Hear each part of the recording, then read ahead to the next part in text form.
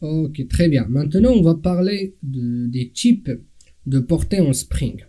Donc, on a la portée singleton, ou bien scope égale singleton.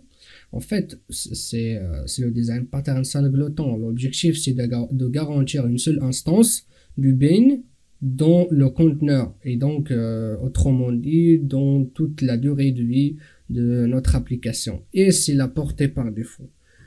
Ensuite, on a la portée prototype. Donc, c'est plutôt l'inverse du singleton.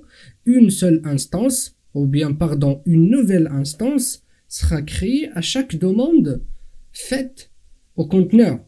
Autrement dit, nous avons notre conteneur. Une fois que vous faites conteneur.getBin et vous mettez l'ID et tout ce qu'il faut, il va vous créer une nouvelle instance. Ok, très bien. Après, on a d'autres types de scope. On a le scope request, ou bien la portée request. Ensuite, on a session et global session. En fait, ces trois derniers-là sont plutôt consacrés aux applications web.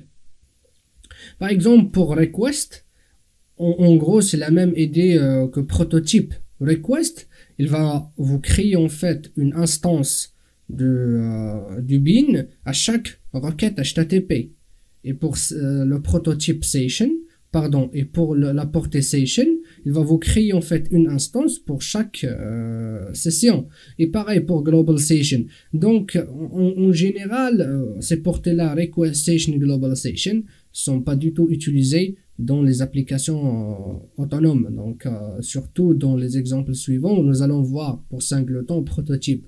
Après, les autres, c'est vraiment sont utilisés dans des applications web et d'une manière très avancée.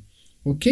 Donc, si vous voulez, vous gardez pour l'instant dans votre tête la portée singleton, la portée prototype, et après les autres, request session, global session, c'est important, mais surtout dans les applications web.